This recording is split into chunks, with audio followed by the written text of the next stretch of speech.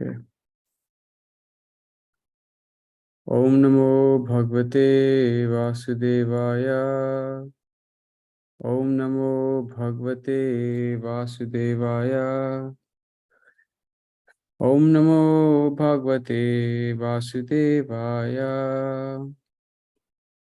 Okay, so today we'll be reading from Canto 3, Chapter 6, verse 11 and 12. So again, it's Canto 3, Chapter 6, verse 11 and 12.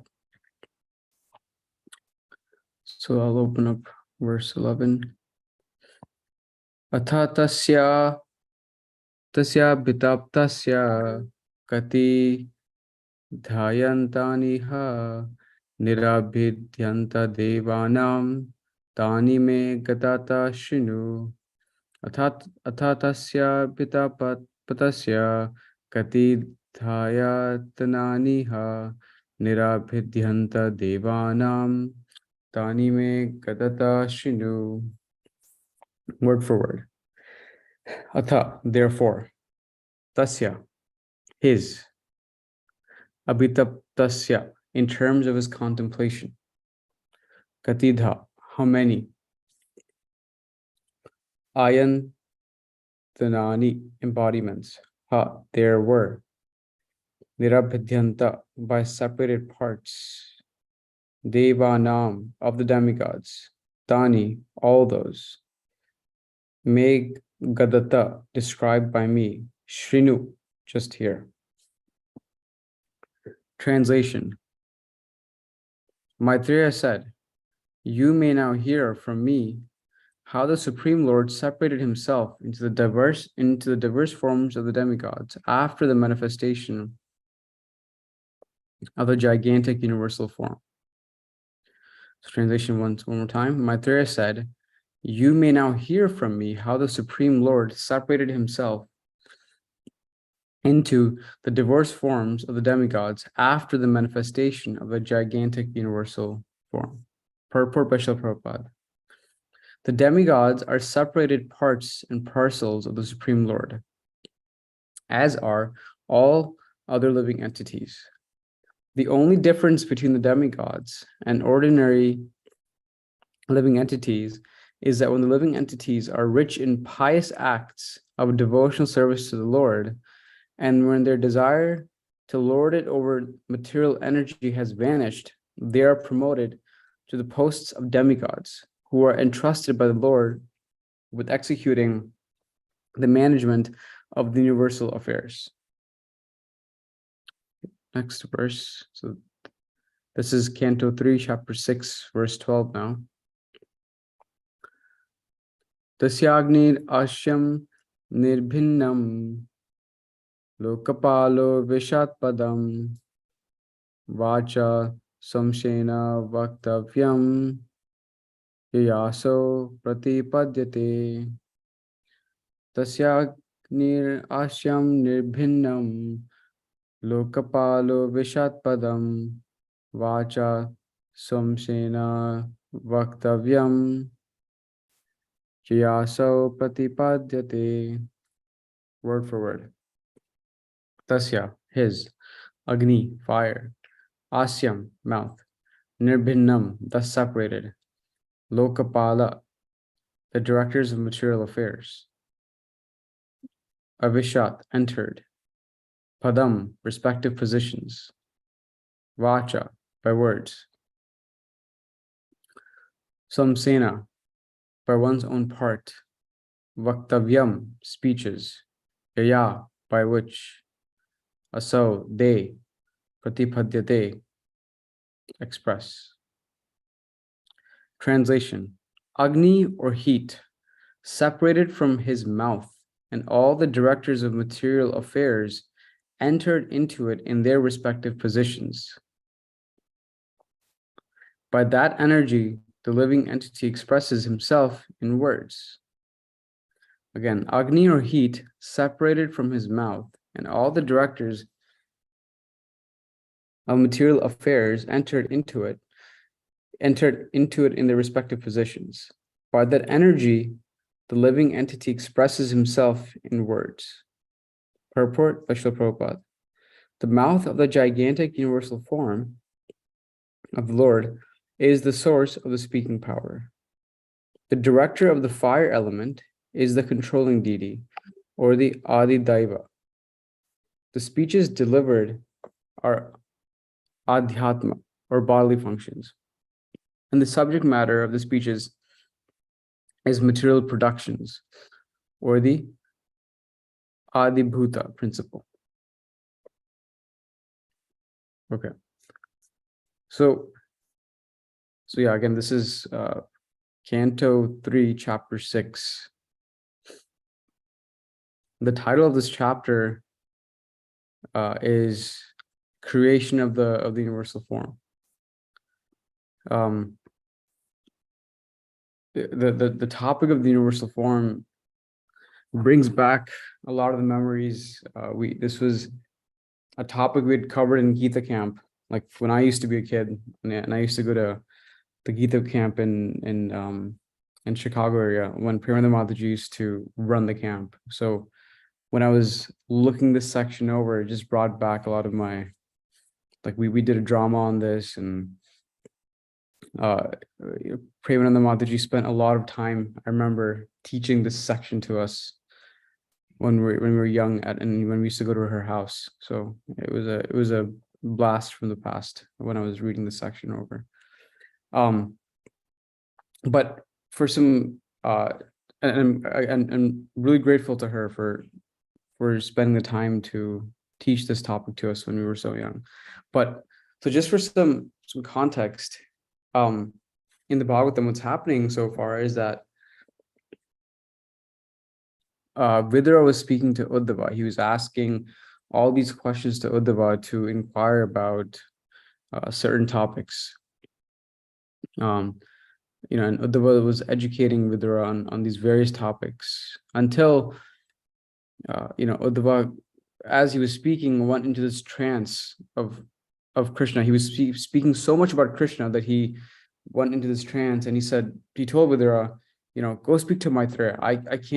I need to depart for somewhere else. You go speak to Maitreya to gain further knowledge. And so Maitreya Muni actually found Vidura close by, and then they started conversing. And again, all this is being described to Parikshit Maharaj, right? This conversation between Maitreya Muni and Vidura. And so in this chapter, Maitreya Muni is now covering the topic of the universal form, like how it was created.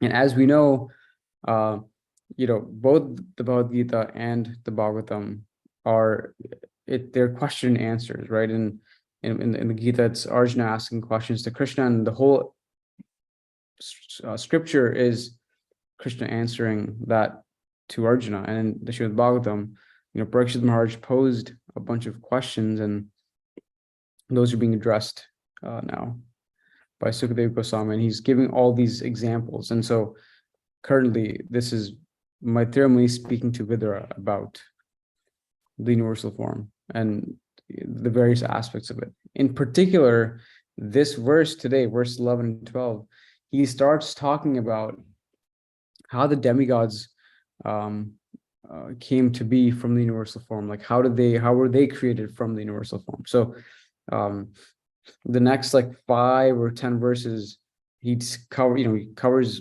a bunch of demigods. Like who are they? What did they come out to be? And so today we're just covering 2 of those verses as we speak. So that's some background context. So before we go further, I wanted to share this image of the universal form. Let me zoom out. Okay. I hope some of you can see it, or some of you can see it. But this is the famous picture that we've all seen of the universal form, and this is what Krishna had shown to Arjuna at the battlefield. This universal form. And this, I was, again, this, as I was looking at this, I was just amazed how beautifully the artist had captured all the description in chapter 11 of Bhagavad Gita. That's where Krishna is describing universal form, and this artist was able to paint this and put this together. But in the universal form, Arjuna sees everything, right? He sees everyone there, the ones that are dead, the ones that are alive, every single human being, every element of this earth he's able to see, and he's able to see all the demigods, right? That's where Maitreya Muni is talking about now, the demigods, because that is one aspect of this universal form. In this particular picture, actually, it's hard to distinguish the demigods, but you see Lord Brahma, Lord Shiva, and all of them, all present in one, all at the same time in this universal form. So imagine if you've seen the entire world and potency in one glance, and that's what Arjuna is seeing here, right, at this moment.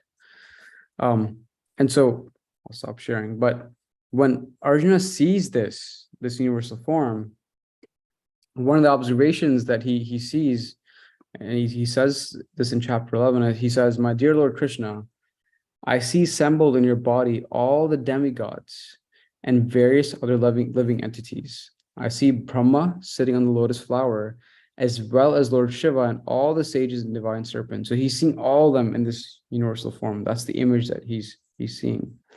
And while he's seeing all of them, he's seeing that he says all the hosts of demigods are surrendering before you and entering into you. Some of them, very much afraid, are offering prayers with folded hands. Hosts of great sages and perfected beings crying, all peace, are praying to you by singing the Vedic hymns. He's seeing the helpless position of all the demigods and that are kneeling before Lord Krishna and just praying to him, and asking for his assistance. And so he's seeing all this depiction happen in front of him in this universal form. And so this is the phenomenon that Maitreya Muni is now explaining to Vidura, right, of how the demigods fit in the universal form and what's sort of going on there, and specifically how the demigods are created from the universal form. So I thought it would be nice to see this image so we can sort of, in our mind at least, paint a picture of what's happening. So the next set of verses, like I said, is how the demigods take form from this universal form. So in the translation, it's said that the Supreme Lord separated himself into diverse forms of the demigods after the manifestation of the universal form. And then so Prabhupada starts to talk about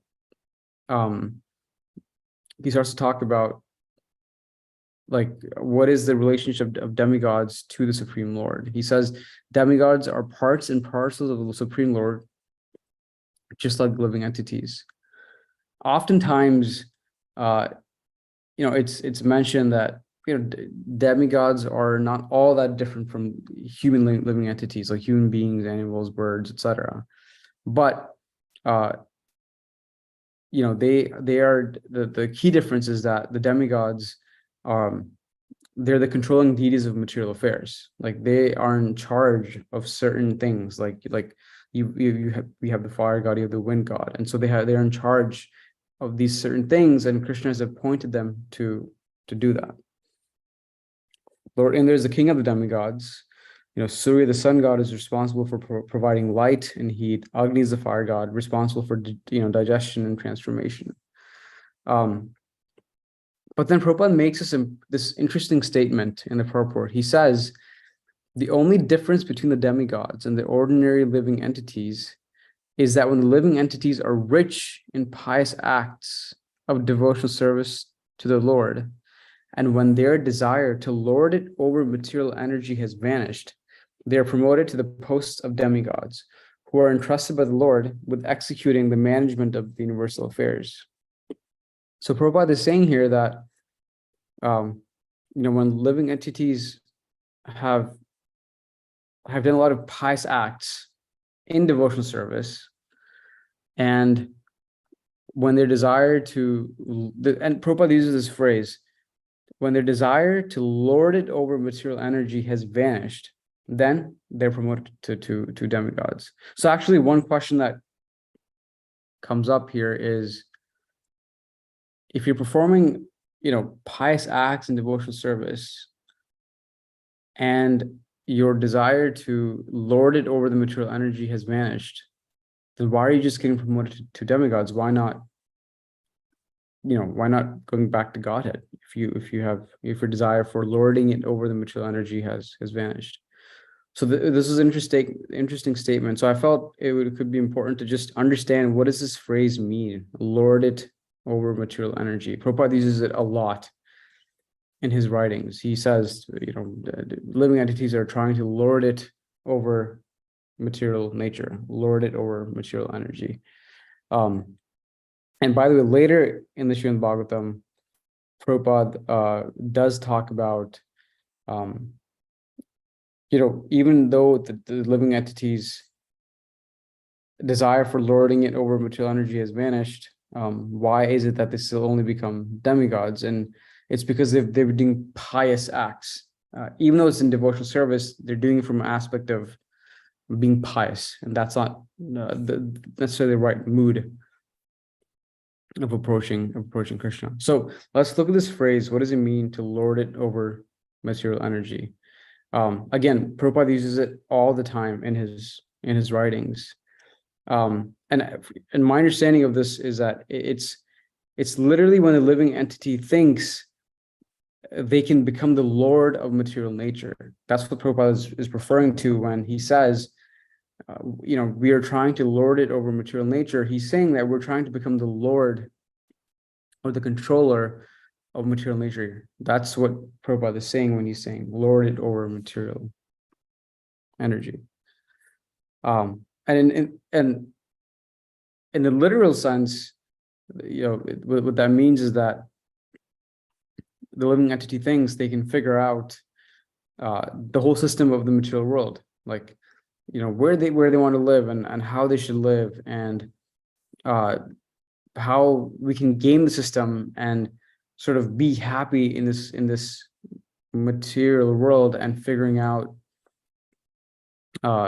like this exact system. So the living entity has this extreme confidence that they can figure the system out and rule the material world. And that's why Prabhupada uses this phrase, lording it over material nature, and how we should not be trying to do that. We should not try to lord it over the material nature. In fact, he talks about this phrase right away in the introduction of the Bhagavad Gita. In the very first introduction section of the BG, he talks about this phrase right away. And one of the things he mentions is that as we're growing up, right, we choose to have these certain designations. And by designation, I mean, maybe it's to become a rich man, or to become the president, to become the best worker at work, to become the best father. We start to pick these certain designations, or identities rather. And Prabhupada says that as long as we have these designations, we will remain attached to the body. And until we keep having this identity, we will like this, these various identities, we will remain attached to our body. And that is the reason why we want to lord it over the material nature. And it was a very interesting point that Prabhupada makes. Imagine if we're trying to become the best worker, let's say at work, or the best at whatever identity you're trying to come up with. In order to become the best at that, you will try to figure out how to do that in this material world. You try to figure out how you can, again, game the system and figure out what it takes to become the best in this present world. When Krishna and Prabhupada are saying, don't try to do that. You won't be successful at doing that. So that's one of the very initial points that And in fact, Prabhupada says, as long as we do not give up this propensity of lording it over material nature, there is no possibility of returning to the kingdom of the Supreme, the Sanatana Dharma. I mean, he makes this very firm statement that if we don't give up this propensity of lording it over material nature, we won't go back to, we won't understand, we won't even understand Sanatana Dharma. And so he says that because of this desire to lord it over material nature, we're in the material world and we're not in the spiritual world. In fact, he says in the spiritual world, there's no such thing as that. We're trying, there's no one trying to lord it over even the spiritual world, right? There's no such thing as that. Meanwhile, it's something that we're constantly trying to do here in the material world. And so Prabhupada really drives this point home, where he says that even though you have performed pious acts, and even though you have your desire for lording it over material nature has vanished, you become promoted to demigods. And it's because you're doing pious acts rather than pure devotional service. That's the distinction of why you don't become, why don't go back to Godhead, right? It's not enough to just stop lording it over material nature, but it's to approach Krishna with this pure devotional service rather than doing pious acts in devotional service. That's the point Prabhupada makes in this purport, in this first purport. The next verse, the translation is Agni, or heat, separated from his mouth, and all the directors of material affairs, meaning of the demigods, entered into it in their respective positions. By that energy, the living entity expresses himself in words. So in this universal form, what happens is Agni, or heat specifically, separates from the mouth of the universal form, and all the other demigods enter into their respective positions, right? So the Agni leaves or separates from the mouth of the universal form. Excuse me. And all the other demigods take the respective positions. And in the translation, it says that by that energy, the living entity expresses himself in words. So Prabhupada says that in the purport of that verse, that the mouth of this gigantic universal form of the Lord is the source of the speaking power. So for the ability for anyone to speak comes from the mouth of the Supreme Lord. And that's where the source of the speaking power is. It doesn't mean that Krishna is influencing us to speak. It's just that the power of speech comes from there, right? It's not like Krishna is influencing us in how we speak, per se. And so in that verse, there's a little bit of, and then in the continuing verses, each demigod and how they can come to be is described, right, in the future verses. But Prabhupada makes this interesting point about the power of speech, and the translation is mentioned and also is mentioned in the purport. So I thought it would be interesting to just speak a little bit about that. Speech is something that is often emphasized in Krishna consciousness in general. In the nectar of instruction, right, in the very initial verse, it talks about how it's important to control speech right away. And Srila Prabhupada always conveys these concepts by forming metaphors. That's one style of how Prabhupada writes. He always gives metaphors, and so one of the metaphors he gives is he compares people who speak nonsense to croaking toads, right? The example he says is, as a croaking toad is croaking, he's making noises. He's actually, and he's just randomly just croaking, right? You hear frogs and toads randomly just making noises. Prabhupada's saying they're actually inviting their own death. Snakes hear those noises and the snakes go and eat those frogs and toads because the toads are randomly just making those noises. And so Prabhupada compares that to people who speak nonsense because he says that, as people are speaking nonsense, they're actually inviting their own death in some way. Other people hear that nonsense, it causes fight, quarrel, and causes just more disturbance for one. So that's the analogy that Prabhupada makes. And on the other end, Prabhupada also says, silence isn't the answer. Staying silent isn't the answer either. So it's not that you just stay quiet and that's enough.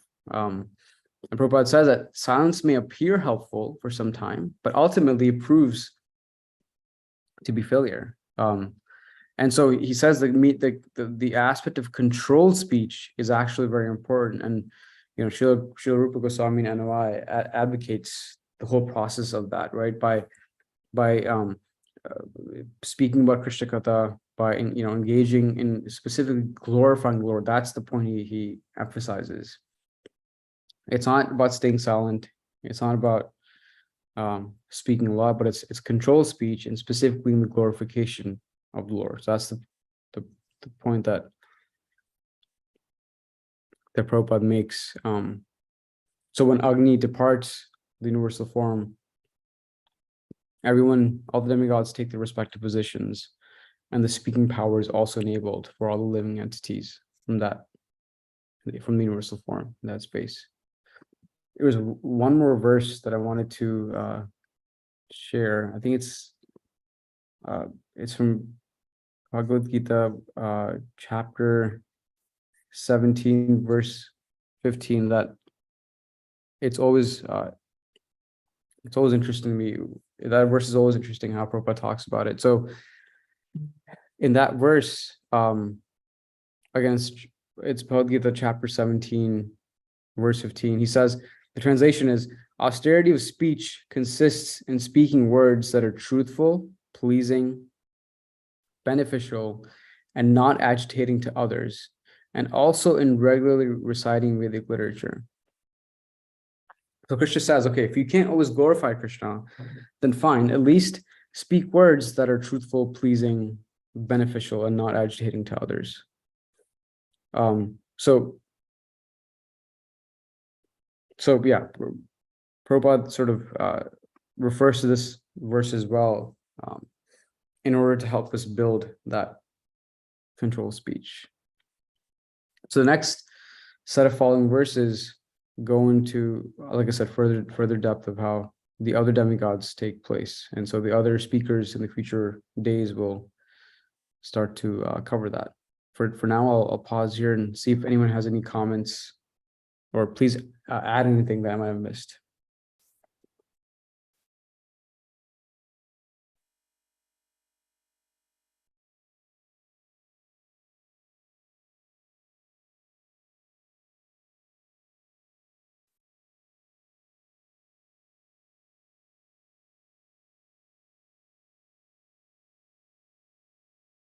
Okay, nothing else. We can end here.